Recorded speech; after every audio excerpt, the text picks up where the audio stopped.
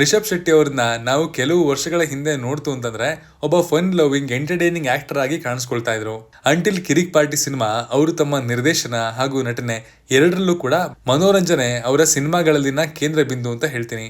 ಆದ್ರೆ ಸರ್ಕಾರಿ ಹಿರಿಯ ಪ್ರಾಥಮಿಕ ಶಾಲೆ ಕಾಸರಗೋಡು ಸಿನಿಮಾದಿಂದ ಅವರ ಡೈರೆಕ್ಷನಲ್ ಸ್ಕಿಲ್ಸ್ ಮತ್ತು ಯೋಚನೆಗಳನ್ನ ನಾವು ವಿಭಿನ್ನವಾಗಿ ನೋಡೋದಕ್ಕೆ ಪ್ರಾರಂಭ ಮಾಡಿದ್ವಿ ಅಂತಾನೆ ಹೇಳ್ಬೋದು. ಅಫ್ಕೋರ್ಸ್ ಅದು ವಿಕಿಯಲ್ಲಿ ಕೂಡ ಆಗಿತ್ತು, ಬಟ್ ಸುಮಾರು ಜನಕ್ಕೆ ಅದು ಗೊತ್ತಿರ್ಲಿಕ್ಕಿಲ್ಲ. ನ್ಯಾಷನಲ್ ಅವಾರ್ಡ್ ಕೂಡ ಅವರ ವಿಭಿನ್ನತೆಗೆ ಸಂದ ಗೌರವ ಅಂತ ಹೇಳ್ತೀನಿ.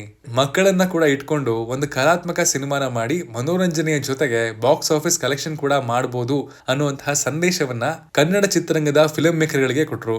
ಈ ಕಾಲದಲ್ಲಿ ಮಕ್ಕಳನ್ನ ಇಟ್ಕೊಂಡು ಈ ರೀತಿ ಕಮರ್ಷಿಯಲ್ ಸಕ್ಸಸ್ ಪಡ್ಕೊಳ್ಳೋದು ಅಷ್ಟೊಂದು ಸುಲಭದ ಮಾತಲ್ಲ, until unless you are Rishab Shetty. ಅದಾದ್ಮೇಲೆ ಬೇರೆಯವರು ಮಕ್ಕಳ ಸಿನಿಮಾಗಳನ್ನ ಮಾಡೋದಕ್ಕೆ ಮಾಡಿದ್ರು. ಆದ್ರೆ ರಿಷಬ್ ಶೆಟ್ಟಿ ಅವರ ಹಾಗೆ ಅವರನ್ನ ಅಥವಾ ಅವರ ಸಿನಿಮಾನ ಜನರು ಒಪ್ಕೊಳ್ಳಿಲ್ಲ. ಅದಾದ್ಮೇಲೆ ಮತ್ತೆ ಡಿಟೆಕ್ಟಿವ್ ದಿವಾಕರನ್ನಾಗಿ ಅದೇ ಎಂಟರ್ಟೈನ್ಮೆಂಟ್ ಕ್ಯಾಟಗರಿಗೆ ಶೆಟ್ರು ಬರ್ತಾರೆ. ಆದ್ರೆ ಅದಕ್ಕೆ ಸಿಕ್ಕಂತಹ ಜನರ ಪ್ರತಿಕ್ರಿಯೆ ಮಾತ್ರ ವಿಶೇಷವಾಗಿತ್ತು. ಅವರಲ್ಲಿ ಕೇವಲ ಒಬ್ಬ ನಟ ಅಲ್ಲ, ಒಬ್ಬ ಸೂಪರ್ ಸ್ಟಾರ್ ಅಡಗಿದಾನೆ ಅನ್ನುವಂತಹ ಒಂದು ಚಿಕ್ಕ ಸ್ಪಾರ್ಕು ಜನಗಳಿಗೂ ಹಾಗೂ ಫಿಲ್ಮ್ ಡೈರೆಕ್ಟರ್ಗಳಿಗೂ ಕಾಣಿಸ್ತು. ಆದ್ರೂ ಕೂಡ ಕಾಂತಾರ ಸಿನಿಮಾ ರಿಲೀಸ್ ಆಗೋ ತನಕ ಹಾಗೂ ಆ ಶಿವನ ಪಾತ್ರ ಜನರ ಮನಸ್ಸಿಗೆ ಇಳಿಯುವ ತನಕ ರಿಷಬ್ ಶೆಟ್ಟಿ ಅವರು ಲಾರ್ಜರ್ ದೆನ್ ಲೈಫ್ ಸಿನಿಮಾ ಹಾಗೂ ಪಾತ್ರಗಳಿಗೆ ಕನ್ನಡದಿಂದ ಒಬ್ಬ ಬ್ರ್ಯಾಂಡ್ ಅಂಬಾಸಿಡರ್ ನಟನಾಗಿ ಕಾಣಿಸ್ಕೊಳ್ತಾರೆ ಅನ್ನೋದನ್ನ ಇವತ್ತಿಗೂ ಕೂಡ ಆ ಟೈಮಲ್ಲಿ ಯಾರು ಊಹೆ ಮಾಡ್ಕೊಂಡಿರ್ಲಿಲ್ಲ. ಕಾಂತಾರ ಸಿನಿಮಾ ಪ್ರತಿಯೊಬ್ಬ ಸಿನಿಮಾ ಪ್ರೇಕ್ಷಕನು ರಿಷಬ್ ಶೆಟ್ಟಿ ಅವರನ್ನ ನೋಡುವಂತಹ ದೃಷ್ಟಿಕೋನವನ್ನೇ ಚೇಂಜ್ ಮಾಡ್ಬಿಡ್ತು. ಒಬ್ಬ ನಿರ್ದೇಶಕ ಹಾಗೂ ನಟನಾಗಿ ಸದ್ಯದ ಮಟ್ಟಿಗೆ ಎರಡೂ ಜವಾಬ್ದಾರಿಗಳನ್ನ ಭಾರತೀಯ ಚಿತ್ರರಂಗದಲ್ಲಿ ಇಷ್ಟೊಂದು ಪರ್ಫೆಕ್ಟ್ ಆಗಿ ಹಾಗೂ ಪ್ಯಾನ್ ಇಂಡಿಯಾ ಲೆವೆಲ್ ಅಲ್ಲಿ ನಿಭಾಯಿಸ್ತಿರುವಂತಹ ಮತ್ತೊಬ್ಬ ವ್ಯಕ್ತಿ ಇಲ್ಲ ಅನ್ನೋದು 100ಕ್ಕೆ 100ರಷ್ಟು ಸತ್ಯ. ಒಂದು ಸಮಯದಲ್ಲಿ ಕನ್ನಡ ಚಿತ್ರರಂಗದ ಸಾಂಪ್ರದಾಯಿಕ ಪ್ರತಿನಿಧಿ ಅಂತ ನಾವು ಡಾಕ್ಟರ್ ರಾಜ್ಕುಮಾರ್ ಅವರನ್ನ ಕರಿತಾ ಇದ್ವಿ. ಅದೇ ರೀತಿಯ ಉಡುಪು ಹಾಗೂ ಕನ್ನಡತನವನ್ನ ಪ್ರತಿಯೊಂದು ಕಡೆಗಳಲ್ಲೂ ಕೂಡ ಪ್ರತಿನಿಧಿಸುವಂತಹ ರಿಷಬ್ ಶೆಟ್ಟಿ ಅವರ ಮಾತುಗಾರಿಕೆ ಹಾಗೂ ಯೋಚನೆಗಳು ಅವರನ್ನ ಅದೇ ಹಾದಿಯಲ್ಲಿ ನಡೆಯುವಂತೆ ಮಾಡ್ತಾ ಇರೋದು ವಿಶೇಷ. ಸದ್ಯಕ್ಕೆ ಅವರು ಒಪ್ಕೊಳ್ತಾ ಇರುವಂತಹ ಅಥವಾ ಒಪ್ಕೊಂಡಿರುವಂತಹ ಸಿನಿಮಾಗಳು ಕೂಡ ಅವರು ಯಾವ ರೀತಿ ತಮ್ಮನ್ನ ತಾವು ಕ್ರಾಫ್ಟ್ ಮಾಡ್ಕೋತಾ ಇದ್ದಾರೆ ಎನ್ನುವಂತಹ ಸುಳಿವನ್ನ ಬಿಟ್ಕೊಡುತ್ತೆ. ಕಾಂತಾರ ಚಾಪ್ಟರ್ 1 ಒಂದು ಇತಿಹಾಸದ ಅಧ್ಯಾಯವನ್ನ ಕಲ್ಪನಾ ಲೋಕದಲ್ಲಿ ನಮ್ಮ ಮುಂದೆ ಬಿಚ್ಚಿಡೋದಕ್ಕೆ ಹೊರಟಿರುವಂತಹ ಸಿನಿಮಾ. ಈ ಸಿನಿಮಾದಲ್ಲಿ ಆ ಕಥೆಯನ್ನ ಮುನ್ನಡೆಸುವಂತಹ ಐತಿಹಾಸಿಕ ಪಾತ್ರದಲ್ಲಿ ರಿಷಬ್ ಶೆಟ್ಟಿ ಕಾಣಿಸ್ಕೊಳ್ತಾ ಇದ್ದಾರೆ. ಇದನ್ನ ಈಗಾಗಲೇ ಆ ಸಿನಿಮಾದಿಂದ ರಿಲೀಸ್ ಆಗಿರುವಂತಹ ವಿಡಿಯೋ ತುಣುಕುಗಳಲ್ಲಿ ಕೂಡ ಸಾಬೀತಾಗಿದೆ. ಇದಾದ್ಮೇಲೆ ರಿಷಬ್ ಶೆಟ್ಟಿ ಅವರು ಜೈ ಹನುಮಾನ್ ಸಿನಿಮಾದಲ್ಲಿ ಪೌರಾಣಿಕ ಸಿನಿಮಾಗಳ ಕ್ಯಾಟಗರಿಯಲ್ಲಿ ಹನುಮಂತನ ಪಾತ್ರದಲ್ಲಿ ಕಾಣಿಸ್ಕೊಳ್ತಾ ಇದ್ದಾರೆ. ಈ ಮೂಲಕ ತಮ್ಮನ್ನ ಡಿವೈನ್ ಸ್ಟಾರ್ ಎನ್ನುವಂತಹ ಅಭಿಮಾನಿಗಳು ಪ್ರೀತಿಯಿಂದ ನೀಡಿರುವಂತಹ ಟೈಟಲ್ ನ ಜಸ್ಟಿಫೈ ಮಾಡ್ಕೊಂಡ್ರು. ಇದಾದ್ಮೇಲೆ ಭಾರತೀಯ ಇತಿಹಾಸದಲ್ಲಿ ತಮ್ಮದೇ ಆಗಿರುವಂತಹ ವಿಶೇಷ ಹಾಗೂ ವಿಭಿನ್ನವಾದ ಅಧ್ಯಾಯವನ್ನ ಹೊಂದಿರುವಂತಹ ಛತ್ರಪತಿ ಶಿವಾಜಿ ಮಹಾರಾಜರ ಪಾತ್ರವನ್ನ ನಿರ್ವಹಿಸ್ತಾ ಇದ್ದಾರೆ. ಇನ್ನು ಇದೀಗ ಲೇಟೆಸ್ಟ್ ಆಗಿ ರಿಷಬ್ ಶೆಟ್ಟಿ ಅವರ ಮುಂದಿನ ಸಿನಿಮಾದ ಅನೌನ್ಸ್ಮೆಂಟ್ ಮೊನ್ನೆ ಅಷ್ಟೇ ಆಗಿದೆ. ಈ ಸಿನಿಮಾ ಕೂಡ ತೆಲುಗಿನ ಪ್ರೊಡಕ್ಷನ್ ಹೌಸ್ ಇಂದ ನಿರ್ಮಾಣ ಆಗ್ತಾ ಇದ್ದು, ಇದರ ಲುಕ್ ಅಂಡ್ ಫೀಲ್ ನೋಡ್ತಾ ಇದ್ರೆ ಸ್ವಾತಂತ್ರ್ಯ ಹೋರಾಟಗಾರನ ಕಥೆಯನ್ನ ಈ ಸಿನಿಮಾ ಹೇಳೋದಕ್ಕೆ ಹೊರಟಿದೆ ಅನ್ನುವಂತಹ ರೀತಿಯಲ್ಲಿದೆ. ಅಂಡ್ ಈ ಸಿನಿಮಾವನ್ನ ಸಿತಾರಾ ಪ್ರೊಡಕ್ಷನ್ ಹೌಸ್ ಪ್ರೊಡ್ಯೂಸ್ ಮಾಡ್ತಿದೆ. ಅಂಡ್ ತುಂಬಾ ದಿನಗಳಿಂದ ಓಡ್ತಾ ಇರುವಂತಹ ಸುದ್ದಿಯ ಪ್ರಕಾರ ರಿಷಬ್ ಶೆಟ್ರು ಅಶುತೋಷ್ ಗೋವಾರಿಕರ್ ರವರ ಜೊತೆಗೆ ವಿಜಯನಗರದ ರಾಜನಾದ ಶ್ರೀ ಕೃಷ್ಣದೇವರಾಯರ ಬಯೋಪಿಕ್ ಅನ್ನ ಪ್ಯಾನ್ ಇಂಡಿಯಾ ಲೆವೆಲ್ ಅಲ್ಲಿ ದೊಡ್ಡದಾಗಿ ಮಾಡುವಂತಹ ಪ್ಲಾನ್ ಅಲ್ಲೂ ಇದರಂತೆ. ಅಂಡ್ ಇವೆಲ್ಲವನ್ನ ಅಬ್ಸರ್ವ್ ಮಾಡಿದ್ರೆ ನಿಮ್ಗೆ ಗೊತ್ತಾಗೋದು ಒಂದೇನೆ, ಎಲ್ಲವೂ ಲಾರ್ಜರ್ ದೆನ್ ಲೈಫ್ ಕ್ಯಾರೆಕ್ಟರ್ಗಳೇ. ಇದ್ರ ಬಗ್ಗೆ ಒಂದೊಂದಾಗಿ ಅನಲೈಸ್ ಮಾಡ್ಕೊಂಬರೋಣ ಬನ್ನಿ. ರಿಷಬ್ ಶೆಟ್ಟಿ ಅವರ ಮುಂದಿನ ಒಂದಿಷ್ಟು ಸಿನಿಮಾಗಳು ಅನೌನ್ಸ್ಮೆಂಟ್ ನೋಡಿನೇ ನಾವು ಅರ್ಥ ಮಾಡ್ಕೋಬಹುದು ಅವರು ತಮ್ಮನ್ನ ಇಂತಹ ಕ್ಯಾರೆಕ್ಟರ್ಗಳ ಮೂಲಕ ದೇಶದ ಪ್ರತಿಯೊಬ್ಬ ಸಾಮಾನ್ಯ ಪ್ರೇಕ್ಷಕರಿಗೂ ಕೂಡ ತಲುಪೋದಕ್ಕೆ ಪ್ರಯತ್ನ ಮಾಡ್ತಿದ್ದಾರೆ ಅಂತ. ಯಾಕಂದ್ರೆ ನೀವು ಗಮನಿಸಿರ್ಬೋದು, ಕಾಂತಾರ ಸಿನಿಮಾದ ದೊಡ್ಡ ಮಟ್ಟದ ಯಶಸ್ಸಿನ ನಂತರ ಅವರು ಬ್ಯಾಚುಲರ್ ಪಾರ್ಟಿ ಸಿನಿಮಾದಿಂದ ಹೊರ ಬರ್ತಾರೆ.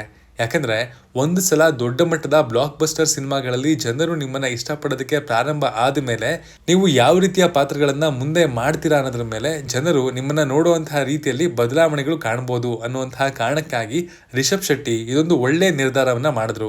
KGF ಚಾಪ್ಟರ್ 1 ಸಿನಿಮಾದ ನಂತರ ಯಶ್ ಅವರು ಕೂಡ ಕಿರಾತಕ 2ನ ರಿಜೆಕ್ಟ್ ಮಾಡಿರೋದನ್ನ ನಾವಿಲ್ಲಿ ನೆನಪಿಸ್ಕೋಬಹುದು.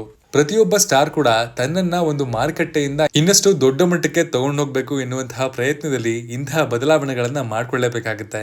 ಇದರಲ್ಲಿ ಬೇರೆಯವ್ರಿಗೆ ನೋವಾಗುತ್ತೆ ಅಂತ ಯೋಚನೆ ಮಾಡಿದ್ರೆ ಅವ್ರಿಗೆ ಸಿಕ್ಕಂತಹ ಸ್ಟಾರ್ಡಮ್ ಅನ್ನ ಗ್ರಾಂಟೆಡ್ ಆಗಿ ತಗೊಂಡು ಬರುವಂತಹ ಪಾತ್ರಗಳನ್ನ ಒಪ್ಕೊಂಡಂಗಾಗುತ್ತೆ. ಆ ರೀತಿ ತುಂಬಾ ಜನ ಆ ಸ್ಟಾರ್ಡಮ್ ಅನ್ನ ನೋಡಿ ಬಿದ್ದಿರೋದನ್ನ ಕೂಡ ನಾವು ನೋಡಿದೀವಿ. ಇದೊಂಥರ ತುಂಬಾನೇ ಡಿಪ್ಲೊಮ್ಯಾಟಿಕ್ ಸಿಚುವೇಶನ್ ಅಲ್ವಾ. ಇನ್ನು ಮತ್ತೊಂದು ದೃಷ್ಟಿಕೋನದಲ್ಲಿ ನೋಡೋದಾದ್ರೆ ಒಟ್ಟಾರೆ 3-4 ಸಿನಿಮಾಗಳಲ್ಲಿ ರಿಷಬ್ ಶೆಟ್ಟಿ ಅವರು ಸದ್ಯಕ್ಕಂತೂ ಪೌರಾಣಿಕ ಹಾಗೂ ಐತಿಹಾಸಿಕ ಪಾತ್ರಗಳನ್ನೇ ಪ್ರಿಫರಬಲಿ ಮಾಡ್ತಾ ಇದ್ದಾರೆ. ಹೀಗಾಗಿ ಇದು 2 ರೀತಿಯ ಪರಿಣಾಮಗಳನ್ನ ಬೀರ್ಬೋದು. ಮೊದಲನೇದಾಗಿ ಕನ್ನಡ ಚಿತ್ರರಂಗದಲ್ಲಿ ಒಂದು ಅಲಿಖಿತ ನಿಯಮ ಇದೆ. ಯಾರು ಯಾವುದೇ ಪಾತ್ರಗಳನ್ನ ಮಾಡ್ಲಿ, ಆದ್ರೆ ಪೌರಾಣಿಕ ಹಾಗೂ ಐತಿಹಾಸಿಕ ಪಾತ್ರಗಳನ್ನ ಡಾಕ್ಟರ್ ರಾಜ್ಕುಮಾರ್ ಅವ್ರನ್ನ ಹೊರತುಪಡಿಸಿ ಬೇರೆಯವರು ಅವ್ರಿಗಿಂತ ಚೆನ್ನಾಗಿ ಮಾಡೋದಕ್ಕೆ ಸಾಧ್ಯನೇ ಇಲ್ಲ ಎನ್ನುವಂತಹ ಮಾತು. ಅಂಡ್ ಅದು 100ಕ್ಕೆ 100 ನಿಜ. ಅಂಡ್ ಅದನ್ನ ಎಫಿಷಿಯೆಂಟ್ ಆಗಿ ಮಾಡುವಂತಹ ಪ್ರಯತ್ನ ಕೂಡ ತುಂಬಾ ಕಡಿಮೆ ನಟರು ಮಾಡಿರೋದು. ಇವತ್ತಿನ ಜನರೇಷನ್ಗೆ ರಿಷಬ್ ಶೆಟ್ಟಿ ಅವರು ಆ ಒಂದು ಕನ್ನಡ ಸಿನಿಮಾಗಳ ಕ್ಯಾಟಗರಿಯಿಂದ ಆಡಿಯನ್ಸ್ ನ ಕ್ಯಾಪ್ಚರ್ ಮಾಡಬಹುದು ಅಂತ ಅನ್ಕೊಂಡಿರುವಂತಹ ಥಾಟ್ ಕೂಡ ಸಖತ್ ಸಾಲಿಡ್ ಆಗಿದೆ. ಯಾಕಂದ್ರೆ ಒಂದು ಪಾತ್ರಕ್ಕೆ ಅವ್ರು ಮಾಡ್ಕೊಳ್ತಾ ಇರುವಂತಹ ಬಾಡಿ ಟ್ರಾನ್ಸ್ಫಾರ್ಮೇಶನ್ ಅಥವಾ ಬಾಡಿ ಲ್ಯಾಂಗ್ವೇಜ್ ಟ್ರಾನ್ಸ್ಫಾರ್ಮೇಶನ್ ಎರಡೂ ಕೂಡ ನಮಗೆ ಕಾಂತಾರ ಚಾಪ್ಟರ್ 1 ಸಿನಿಮಾದ ಮೇಕಿಂಗ್ ವಿಡಿಯೋದಲ್ಲಿ ನೋಡಿ ಒಂದು ಸ್ಯಾಟಿಸ್ಫ್ಯಾಕ್ಷನ್ ಅನ್ನ ಕೊಡ್ತು. ಇನ್ನೊಂದು ದೃಷ್ಟಿಕೋನದಲ್ಲಿ ನೋಡೋದಾದ್ರೆ ಇದೇ ರೀತಿಯ ಪಾತ್ರಗಳನ್ನ ಪದೇ ಪದೇ ಮಾಡೋದ್ರಿಂದ ಒಮ್ಮೆಗೆ ಬೇರೆ ರೀತಿಯ ಪಾತ್ರಗಳನ್ನ ಮುಂದಿನ ದಿನಗಳಲ್ಲಿ ರಿಷಬ್ ಶೆಟ್ಟಿ ಅವರು ಮಾಡಿದ್ರೆ ಜನರು ಆ ಬದಲಾವಣೆಯನ್ನ ಎಷ್ಟು ಒಪ್ಕೊಳ್ತಾರೆ ಅನ್ನೋದು ಕೂಡ ಇಲ್ಲಿ ಇಂಪಾರ್ಟೆಂಟ್ ಆಗಿರುತ್ತೆ. ಯಾವುದೇ ಪಾತ್ರ ಕೊಟ್ಟರು ಅದನ್ನ ನೀರು ಕುಡಿದಷ್ಟು ಸುಲಭವಾಗಿ ಪರಕಾಯ ಪ್ರವೇಶ ಮಾಡಿ ಪ್ರೇಕ್ಷಕರ ಕೈಯಲ್ಲಿ ಚಪ್ಪಾಳೆ ಗಿಡ್ಸ್ಕೊಳ್ಳುವಂತಹ ರಿಷಬ್ ಶೆಟ್ಟಿ ಅವರ ಚಾಕಚಕ್ಯತೆ ಪ್ರತಿಯೊಬ್ಬರಿಗೂ ಗೊತ್ತೇ ಇದೆ. ಹೀಗಾಗಿ ಮುಂದೊಂದು ದಿನ ಇಂತಹ ಬದಲಾವಣೆ ಮೂಡ್ ಬಂದ್ರು ಕೂಡ ಅದನ್ನ ರಿಷಬ್ ಶೆಟ್ಟಿ ಅವರು ನಿಭಾಯಿಸ್ತಾರೆ ಹಾಗೂ ಜನ ಒಪ್ಕೊಳ್ತಾರೆ ಅನ್ನುವಂತಹ ನಂಬಿಕೆ ಇದೆ. ಇನ್ನು ರಿಷಬ್ ಶೆಟ್ಟಿ ಅವರ ಮುಂದಿನ ಸಿನಿಮಾಗಳು ಅನೌನ್ಸ್ಮೆಂಟ್ ಆಗಿರೋದು ಬಹುತೇಕ ಪರಭಾಷೆಯ ಪ್ರೊಡಕ್ಷನ್ ಹೌಸ್ ಬ್ಯಾನರ್ ನಲ್ಲಿ. ಇದರಿಂದಾಗಿ ಪ್ರತಿಯೊಬ್ರು ಕೂಡ ಬೇರೆ ಭಾಷೆಗಳ ಒಲವು ಶೆಟ್ಟರ್ಗೆ ಹೆಚ್ಚಾಗಿದೆ ಎನ್ನುವಂತಹ ಮಾತುಗಳನ್ನ ಆಡ್ತಾ ಇದ್ದಾರೆ. ಒಂದು ಪರ್ಸ್ಪೆಕ್ಟಿವ್ ಅಲ್ಲಿ ಹಾಗಿದ್ರೆ, ಇನ್ನೊಂದು ಪರ್ಸ್ಪೆಕ್ಟಿವ್ ಅಲ್ಲಿ ನೋಡೋದಾದ್ರೆ ಪ್ರಭಾಸ್ ರವರು ನಮ್ಮ ಕನ್ನಡದ ಹೊಂಬಾಳೆ ಫಿಲ್ಮ್ಸ್ ಪ್ರೊಡಕ್ಷನ್ ಹೌಸ್ ನಲ್ಲಿ ಸಲಾರ್ ಸಿನಿಮಾದಲ್ಲಿ ನಟಿಸ್ತಾರೆ. ಪ್ರಭಾಸ್ ರವರ ಅಭಿಮಾನಿಗಳು ತೆಲುಗುನಲ್ಲಿ ಇರೋದ್ರಿಂದ ಇದು ನಮ್ಮ ತೆಲುಗು ಸಿನಿಮಾ ಅಂತ ಹೇಳಿ ಖುಷಿ ಪಟ್ರು. ಈ ಸಿನಿಮಾಗೆ ದುಡ್ಡು ಹಾಕಿರೋದು ನಮ್ಮ ಕನ್ನಡದ ನಿರ್ಮಾಣ ಸಂಸ್ಥೆ ಹಾಗೂ ಆಕ್ಷನ್ ಕಟ್ ಹೇಳಿರೋದು ನಮ್ಮ ಕನ್ನಡದ ಡೈರೆಕ್ಟರ್ ಅಂತ ಕನ್ನಡಿಗರಾದ ನಾವು ಕಾಲರ್ ಎತ್ಕೊಂಡು ಖುಷಿ ಪಟ್ವಿ. ಇಲ್ಲಿ ಕೂಡ ಸಿನಿಮಾ ಭಾಷೆಯನ್ನ ಮೀರಿ ಒಂದು ಮನೋರಂಜನೆಯ ಮಾಧ್ಯಮವಾಗಿ ಉಳಿದವರು ಕಂಡಂತೆ ಎನ್ನುವ ಹಾಗೆ ಅವರವರ ಮನಸ್ಸಿಗೆ ತಕ್ಕಂತೆ ಖುಷಿ ಕೊಡ್ತು. ಡೈರೆಕ್ಟರ್ ಹಾಗೂ ನಿರ್ಮಾಪಕರು ಬೇರೆ ಭಾಷೆಯವರೇ ಆಗಿರ್ಲಿ, ಆದ್ರೆ ನಮ್ಮ ರಿಷಬ್ ಶೆಟ್ಟಿ ಅವರು ಇದಾರೆ ಅಂದ ತಕ್ಷಣ ಗುರುವೆ ಇದು ನಮ್ಮ ಕನ್ನಡದ ಹೀರೋ ಸಿನಿಮಾ ಅಂತಾನೆ ನಾವು ಹೇಳೋದು. ಹೀಗಾಗಿ ಪಾಸಿಟಿವ್ ಆಂಗಲ್ ಅಲ್ಲಿ ಇದನ್ನ ನೋಡೋದು ಒಳ್ಳೆಯದು. ಅಂಡ್ ಇದರಿಂದ ಬೇರೆ ಪ್ರೊಡಕ್ಷನ್ ಹೌಸ್ಗಳು ಕನ್ನಡದ ಮಾರ್ಕೆಟ್ ಅಲ್ಲಿ ಬೇರೆ ಬೇರೆ ಸ್ಟಾರ್ ಗಳಿಗೂ ಕೂಡ ಇನ್ವೆಸ್ಟ್ ಮಾಡೋ ಹಾಗೆ ಆಗ್ಲಿ. ಆಗ ಇಲ್ಲಿನ ಟೆಕ್ನಿಷಿಯನ್ ಗಳಿಗೂ ಬಿಗ್ ಬಡ್ಜೆಟ್ ಸಿನಿಮಾಗಳಲ್ಲಿ ಕೆಲಸ ಸಿಗುತ್ತೆ, ಕೈ ತುಂಬಾ ದುಡ್ಡು ಸಿಗುತ್ತೆ. ಈಗ ಮ್ಯಾಕ್ಸ್ ಮತ್ತು K47 ಸಿನಿಮಾದ ಮೂಲಕ ಸುದೀಪ್ ಅವರು ಮಾಡ್ತಿರೋದು ಕೂಡ ಇದನ್ನೇ ಅಲ್ವಾ. ಅಲ್ಲಿ ಒಂದು ಸಮತೋಲನ ಮೇಂಟೈನ್ ಆಗುತ್ತೆ. ಕಳೆದ ಸಾಕಷ್ಟು ವರ್ಷಗಳಿಂದ ರಿಷಬ್ ಶೆಟ್ಟಿ ಅವರು ಸಿನಿಮಾದಿಂದ ಸಿನಿಮಾಗೆ ತಮ್ಮನ್ನ ತಾವು ಬದಲಾಯಿಸಿಕೊಂಡು ತಮ್ಮ ಜೊತೆಗೆ ತಮ್ಮ ತಂಡಕ್ಕೂ ಕೂಡ ಸರಿಯಾದ ರೀತಿಯಲ್ಲಿ ಒಂದೊಳ್ಳೆ ವೇದಿಕೆಯನ್ನ ಕಲ್ಪಿಸಿಕೊಂಡು ತಮ್ಮ ಯಶಸ್ಸಿನ ಜೊತೆಗೆ ತಮ್ಮ ತಂಡದ ಸದಸ್ಯರ ಯಶಸ್ಸನ್ನ ಕೂಡ ಹೆಚ್ಚಿಸಿಕೊಂಡು ಬಂದಿರೋದು ನಿಜಕ್ಕೂ ಕೂಡ ನೋಡೋದಕ್ಕೆ ಖುಷಿ ಆಗುತ್ತೆ ಗುರುವೆ. ಒಂದು ಟೈಮ್ ಇತ್ತು ಕರಾವಳಿ ಕಡೆಯವರು ಸಿನಿಮಾದಲ್ಲಿ ಅಷ್ಟಾಗಿ ಕಾಣಿಸ್ಕೊಳ್ತಾ ಇರಲಿಲ್ಲ. ಆದ್ರೆ ಈಗ ಅವ್ರು ಮಾಡುವಂತಹ ಸಿನಿಮಾನೇ ಮಾದರಿಯನ್ನಾಗಿ ಇಟ್ಕೊಂಡು ಪ್ರತಿಯೊಬ್ರು ಕೂಡ ಇನ್ಸ್ಪೈರ್ ಆಗಿದ್ದಾರೆ. ಕರ್ನಾಟಕದ ಯಾವುದೇ ಮೂಲೆ ಆಗಿರ್ಲಿ ಕಲೆಗೆ ಯಾವುದೇ ಭೇದ ಭಾವ ಇಲ್ಲ ಅನ್ನೋದು ಇಲ್ಲಿ ನಾವು ಹೇಳಕೊಟ್ಟಿರುವಂತಹ ಮಾತು. ರಿಷಬ್ ಶೆಟ್ಟಿ ಮುಂದಿನ ದಿನಗಳಲ್ಲಿ ಕನ್ನಡದ ನಿರ್ದೇಶಕ ಹಾಗೂ ನಿರ್ಮಾಪಕರಿಗೂ ಕೂಡ ಒಂದೊಳ್ಳೆ ಅವಕಾಶಗಳನ್ನ ಸೃಷ್ಟಿ ಮಾಡ್ಲಿ ಅನ್ನೋದು ಒಂದು ಸಣ್ಣ ರಿಕ್ವೆಸ್ಟ್. ಹೋಪ್ ಈ ವಿಡಿಯೋ ಅವ್ರಿಗೆ ತಲುಪುತ್ತೆ ಅಂತ ಅನ್ಕೋತೀನಿ. ಇವತ್ತಿನ ಕಾಲದಲ್ಲಿ ಯಶ್ ಅವರನ್ನ ಬಿಟ್ರೆ ಕನ್ನಡದಿಂದ ಬೇರೆ ಭಾಷೆಗಳಲ್ಲಿ perfect pan India super star ಪಟ್ಟವನ್ನ ರಿಷಬ್ ಶೆಟ್ಟಿ ಅವರು ರೆಪ್ರೆಸೆಂಟ್ ಮಾಡ್ತಿದ್ದಾರೆ. ಯಾವುದೇ ಸಿನಿಮಾ ಆಗಿರ್ಲಿ ಅದರಲ್ಲಿ ಅವರು ನಾಯಕ ಆಗಿರ್ಲಿ ಅಥವಾ ನಿರ್ದೇಶಕನೇ ಆಗಿರ್ಲಿ, ಆದ್ರೆ ಅವ್ರು ಕೊಡುವಂತಹ ಸಮಯ ಹಾಗೂ ಸಿನಿಮಾದ ಮೇಲಿನ ಅವರ ಹಾನೆಸ್ಟಿನೇ ಅವರು ಇವತ್ತು ಈ ಯಶಸ್ಸನ್ನ ಗಳಿಸಿರೋದಕ್ಕೆ ಕಾರಣ ಆಗಿರೋದು.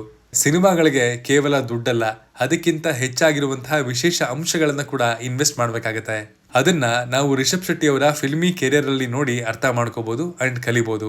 ಈ ಎಲ್ಲಾ ವಿಷಯಗಳ ಬಗ್ಗೆ ನಿಮ್ಮ ಅನಿಸಿಕೆ ಏನು ಅನ್ನೋದನ್ನ ಕಮೆಂಟ್ ಮಾಡಿ ತಿಳಿಸಿ. Signing off, Manu.